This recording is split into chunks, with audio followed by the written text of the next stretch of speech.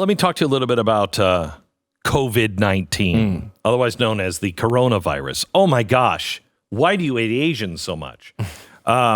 This is a perplexing story to me, and it's because I can't figure it out. I would generally jump right to China's lying to us. They always lie about these things. And look at what we're seeing online. Look at what we're seeing from space. Look what they're doing. There's something not quite right about the actions of China and then what we're hearing. And I don't know what it is. And so I don't want to jump to any conclusions because I don't want anybody to freak out because that's the worst thing you can do. But I do want you to be prepared just in case. So we're in the midst of doing research now on trying to nail down the answers on what's really going on with the coronavirus. I'm sorry. It's the racist in me. COVID-19. And trying to figure out what we can believe, what we can't. One thing that sticks out to me that is weird in the media is, you know how the media has always made the bird flu, everything, they have made it into, this is probably the pandemic of 1918. It looks a lot like it. We're probably all going to die by the end of the week. Make sure you're with us for that special report on Sunday night, 60 Minutes. That's what they do. Yeah. And this is not happening now. Now, there's a lot of news going on, but a pandemic should probably take precedence. No one is saying anything. And I think perhaps it's because they also don't know. You can't prove and you can't disprove anything because we don't know. So perhaps everybody is like me, just kind of taking a back seat and saying, you know what, maybe let's wait. Let's wait to see what's going on because you don't want to add to the panic. Now, let me give you some things that we do know. You can't wear a cheap surgical mask like you can with the flu. Remember when I said, really? You can't. When I said, hey, China, maybe those masks aren't working for you. It happens to be true in this particular case. COVID-19 requires an N95 mask. And an N95 mask is the heavier, just not the little surgical mask. The Darth Vader one? It's the one like that? No, it's not like that. Okay. It's the one with the little metal kind of clamp thing towards your nose. It looks like it's when you're going in and you're doing lots of sanding work or chemical fumes and stuff, and you're not having to breathe through a respirator. It's still a mask, but it's heavier. It's called an N95 You mask. do so much work with turpentine. Right? And Actually, I do. Actually, I do. It's no doubt. You do so much hard physical labor that I would assume. Not hard physical labor. Mm-hmm. I'm taking lessons for painting for the first time in my life, and I'm really enjoying it. I have this unbelievable artist that has agreed to give me lessons, and she came over and she was like, okay. And she went through like a whole bunch of questions, and I was like, nope, don't know that, don't know that, don't know that, don't know that. And she's like, please tell me you do have a cover for your garbage can. And I said, no. And she said, okay, this stuff can all just like spontaneously combust, right? And I'm like, no. Nobody told me that. Lessons already paid for. And so in my artist life, I am the Leonardo da Vinci of making sure the studio and the thing doesn't catch on fire. I got that one down. Nice. Yeah, so I think I can stop lessons. Anyway, so they're now saying that this virus is also spreading through contact with the eye. Now, I have not done any French eye kissing lately. But I don't think you have to touch your eye to my eye.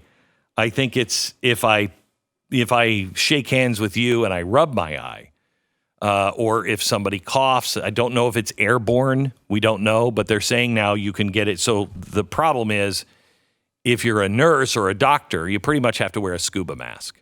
And I know how much those are it's also now looking like it spreads through pipes. They haven't figured this one out yet, but the Chinese have just evacuated giant apartment buildings. Now, see, this is where it goes to, really, 1,000 people have died from this? And you're doing this. They have just evacuated a bunch of apartment buildings because a few people have had it, and they quarantined the entire apartment building, and people that lived floors apart are getting it. And so they're thinking what's happening is when it's going down the drain, when you're flushing, there's that trap that makes sure that the odors and everything else doesn't come back up. But if you are using a fan, they think that is sucking the corona. COVID. Will the racism stop? No.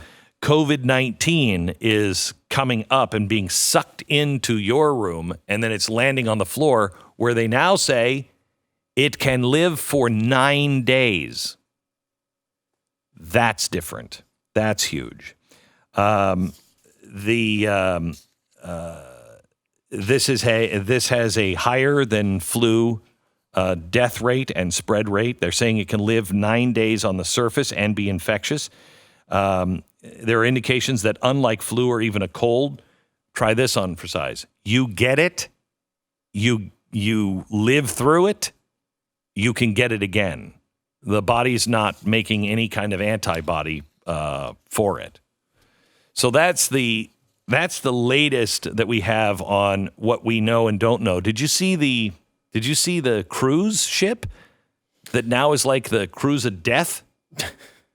It's not making me comfortable. We're going on a cruise here in about, a month and a half? Yeah, a different boat. Luckily. Yeah, different boat. 135 cases, they're saying, right? So far, just on this one boat. And here's the problem. They're out of food. No one will dock. They won't let them dock anywhere. They are running out of food. They're running out of food. They're running out of water. They're running out of everything. And nobody will let them dock. And part of the problem is this stuff can live on things for 9 days. And so if they send a boat out there, are you touching anything? Are you exchanging anything? It's almost like you have to send a boat out with a bunch of food. And then once they all take the food off, then you just have to do one of those, Viking flaming arrow, just set the boat on fire. I think this is the time to get the drone food delivery thing started. I've been wanting that anyway. Have you seen the video of the drone that chased the little lady away in China? They have drones now patrolling everywhere. Yes, I did see this. Is this that real though? I mean, I don't believe anything that I see on the internet, but I was going to say yes, but can you tell? But yes, I think it is. I mean, they're talking about it. The Chinese are very proud of how they're keeping everybody under lock and key. I bet they are. Yeah, they're very proud on how well this system is. It's working so well. I mean, only 45,000 cases that we know of. Which, again, it was probably low by order of magnitude. If they're doing this and keeping everyone in their house, how is that spreading like that? Well, I have seen too that they don't think that quarantine is really the right thing for this. Like, it's not you can't quarantine a giant city and stop it. It's just not the way it's going to work. But they think, you've seen the videos. And it's so weird because we live in this era where you go on the internet, you have no idea what is real. But like they have videos of people of the seemingly the government welding doors to apartment complexes shut so people can't leave. They have videos, as you point out, of drones following people around. There's videos of people inside their homes, and authorities come and just basically lock them in their own homes so they can't leave. You can't leave. I mean, that is it's bad. Yeah. Look, we all love to talk about the government and how bad it is. But I mean, this is what you can do when you really give power over. These things happen. So here's the latest also from today. This one's from The Guardian. The coronavirus epidemic, which is COVID-19, stop with the racism, could spread to about 2/3 of the world's population if it cannot be controlled, according to Hong Kong's leading public health epidemiologist. That's 60% of the global population will be infected by this if they can't contain it in China. Yesterday, according to Sky News, the WHO. Now, remember, these are the same people who are changing the name, so we don't treat Chinese people differently. Crazy. Yesterday, they came out, and the head of the WHO said, and I'm quoting, "COVID-19 is the worst enemy you can ever imagine and poses a greater global threat than terrorism. The world needs to wake up and be as aggressive as possible in tackling this outbreak." Okay.